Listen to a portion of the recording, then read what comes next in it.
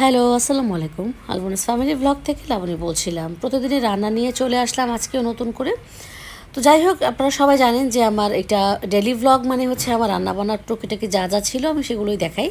তো যেহেতু গরুর মাংস রান্না করব, একটু একে একে সব মশলা দিয়ে নিব। স্বাভাবিকভাবেই গরুর মাংস সবাই রান্না করতে জানেন, কম বেশি দিয়ে দিলাম রসুন।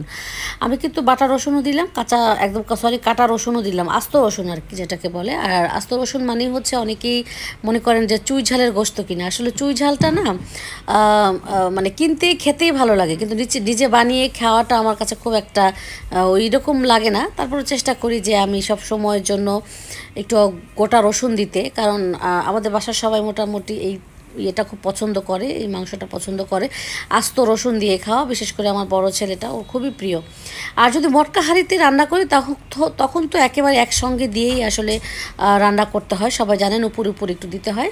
তো আমি কিন্তু ভালো করে মাংসটা একদম মিক্সড করলাম, সরি আগে মশলাগুলো একেবারে ভালো করে মিক্সড করলাম। আর আমি বরাবরের মতোই না একটু একটু বড় হাঁড়িতেই নেই, কারণ মাংস একটু বেশি থাকে আমার।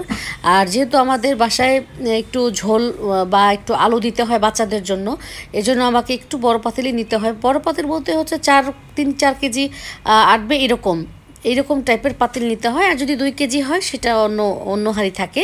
তো এখন যেহেতু মাংসের পরিমাণটা একটু মোটামুটি বেশি, খালা দিয়ে দিচ্ছে। কেউ ভাববেন না যে আমি বা হাতে দিচ্ছি কিনা, আমি কিন্তু ডান হাতে মাখছি আর খালা কিন্তু দিয়ে দিচ্ছে।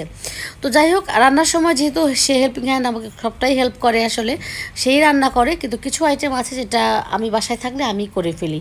আর এগুলো তো মুখস্থ কথা, আসলে মানে ভিডিওতে আমি সব সময় কিন্তু খালার কথা বলে থাকি, এটা আপনারা হয়তো বা জানেন। উনি সব সময় থাকে আমার সাথে রান্নাঘরে।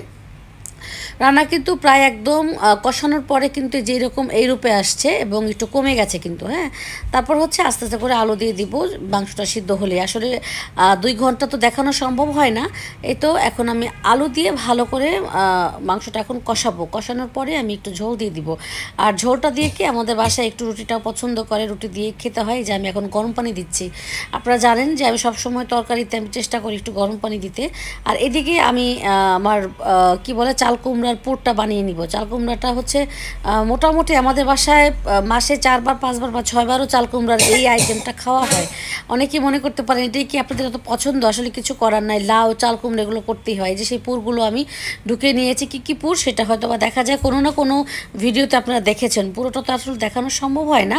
এটার মধ্যে হচ্ছে গিয়ে পুরের ভিতরে পুর বলতে হচ্ছে গিয়ে এটার মধ্যে সাদা সরিষা, ধনেপাতা, কাঁচামরিচ, লবণ সব দিয়ে বেটে তারপরে হচ্ছে পকেট করে কেটে এটা তারপরে আমি সিদ্ধ করে এই পুরটা ঢুকিয়েছি। এখন আমি কিন্তু ওটা ভাজতে দিয়েছি।